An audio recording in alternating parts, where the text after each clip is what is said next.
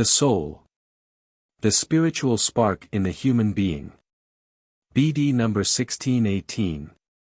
September 18, 1940, the human soul is the unification of countless soul substances which are assembly points for spiritual strength, that is, which are receptacles for the Spirit of God.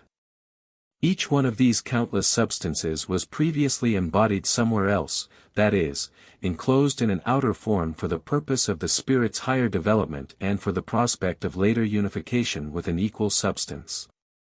Hence each single substance of the human soul has passed through every work of creation and has, so to speak, matured for its last embodiment on earth. The soul always assumes the same shape as its surrounding outer shape. If a person with spiritual vision would contemplate the human soul in its composition, he would be presented with an incredibly charming and varied picture. This work of God's creation, invisible to human beings, is beyond description, both in its structure as well as in its usefulness.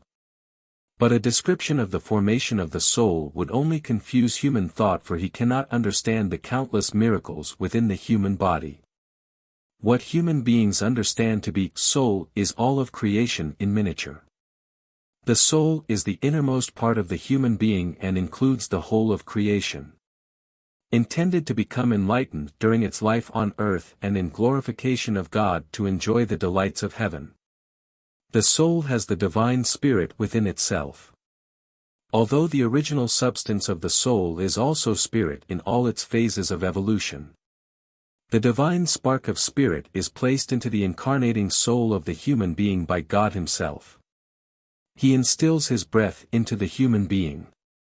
He places the divine into him and gives the soul the task to choose between the divine and the human during its last existence on earth. If the soul, the spirit out of God which at one time had opposed God, is now willing to unite with the divine spirit, the transformation of what was once far away from God begins and the human soul becomes enlightened.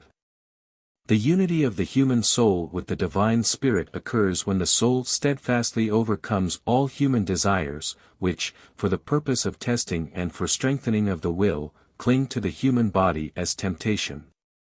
When it resists all that the body as such requires and willingly submits to the requirements of the divine spirit, then the soul finally surrenders its former resistance to God.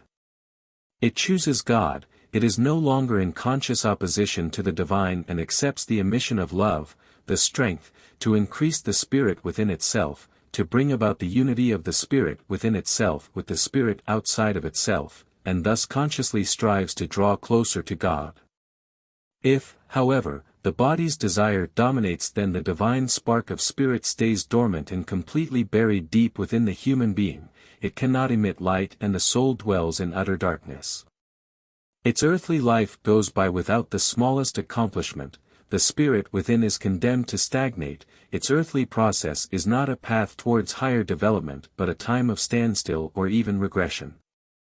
The divine spark of spirit in the human being had been ignored and therefore could not manifest itself. The strength of divine love could not flow into the being and, as a result, the unity with the Spirit of the Eternal Father could not take place either. The soul takes this lightless state, which it had chosen for itself on earth, across into eternity and there, with endless pain of regret, contemplates the wasted time on earth and now has to struggle far more strenuously to improve its situation. Amen.